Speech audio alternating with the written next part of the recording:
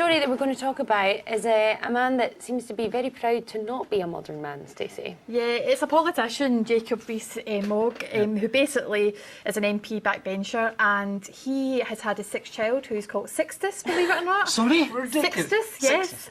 And he's basically said that he's never changed a nappy, despite this being his sixth child. 6 children and not one nappy changed, and he seems to be proud of this. I know, he said the nanny does it brilliantly, and I just think, oh, if you're going to have a child, look after it. Get stuck Not in there. everyone else. I mean, a politician's supposed to relate to the public, and the fact they can't even change a nappy, how is he supposed to discuss issues related to childcare? Do you know what I mean? It's ridiculous. Totally. Martin. Well, I've never changed a nappy, but I but don't you have a child. 6 children. I don't have and I just think, if I hadn't changed a nappy and got 6 children, I would be embarrassed about it. I'd think, you know, you're not a father, you're not a parent, but he may be a dad in different ways, but I have my doubts. Yeah. Ewan, have you changed the nappy? You've got I've got kids? 3 boys, and we shared the experience. We took Exactly. turns and we did our own bit. It's important. It's important, of I course think it it's is. bonding, and I just can't believe. I think it's actually quite arrogant. I think that's quite staggering, right? That he's never changed an nappy, but to name your child Sixtus. Yeah, here's the main issue. That's, for me, that's just a bigger issue. It's like, that boy's got to grow up I know. with the name Sixtus. I think we should move on from this story entirely. Is it a boy or a girl? Oh,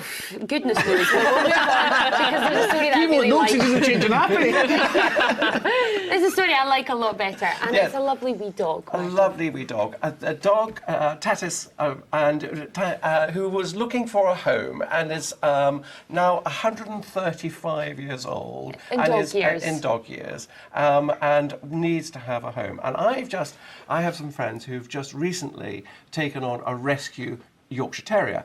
10-year-old, and it has changed their lives, and it has changed the life of the dog. And I think it's absolutely lovely that, you know, please somebody find this, because this mother dog is also with its daughter as well. Oh. So the two of them should be found a nice So, home. yeah, definitely, Yeah. if you want to look into that Yeah. and rehome a dog, that's the way to do Yeah, it. then get So in lovely. contact. Yeah, thank now, you guys. if you're looking for something for your kids to do this weekend, or more importantly, something... Very tasty indeed. There Go we and have a go. wee taste, Whoa, Stacey. I thought you were forcing me. I know. They are very soft, tasty though. aren't they? Yes. They do look We good. want it Can I soft. just Go for a dip. Go for a dip. Get involved. dank in there? That's good. Oh, they're really good, by the way. I would recommend that. Ewan approves. Ewan yeah. approves. You've done well. Fantastic. Oh, Can I yeah. get We your all recipe approve? online Thumbs now? up. Definitely. Good stuff. Oh, that's so good, so good. Now, before we tuck in and demolish the rest of these, we've got another few stories to talk about. Smelly food, Smelly food. Martin. Well, we're a very tolerant society, and I think that what has happened is that there's been a move to ban eating hot, smelly food on the tube in London. And the Underground have said, no, we're not going to ban it, because people, you know, if they're going to have a carry-out late at night, well, why do you not let them just enjoy it? I think we've actually got to be realistic about the fact that if you're going to be on the tube late at night, people are going to have had a wee. No, wait, Mark, I'm sorry. Let's forget, wait. Let's We've forget, all let's been on the Wait a trains minute, late. wait a minute. Let's forget about the tube in London. Let's just talk about the trains here in Scotland. Trains, the buses. Getting on the final train of a night after a night out and having people sitting around with fish and chips and burgers and kebabs.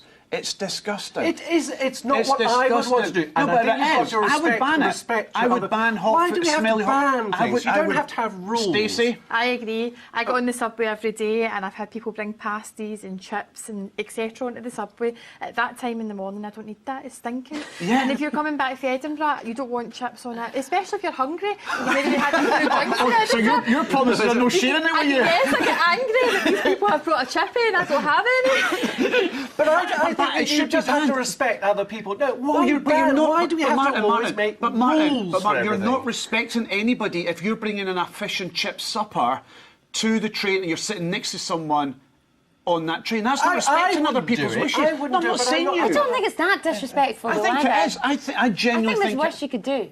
No, there is worse you could do. Everybody can go on there and they can have a good night out earlier. That's and fine, they- we'll all do that, but when you bring on a Well, what's the chippy difference and the between brown that sauce is and- dripping and- in your and- face and you're dropping chips on the table Oh my and goodness. You know what I'm talking about, Stacey. I agree. You're with me? Yes. Right, I'm not banning them either, Martin. I'm not banning them either. We'll move on though before we end up in a fight here.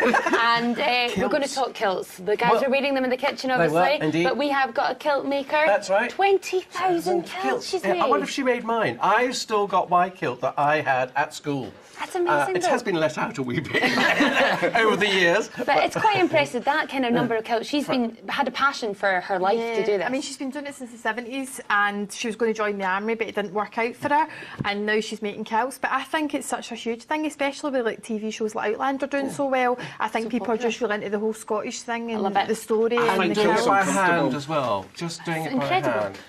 Thank you very much, guys. Tuck in to these. They are delicious, and we'll see you later on. Thank you. But before we go, let's have a quick look at what's coming up on tonight's edition.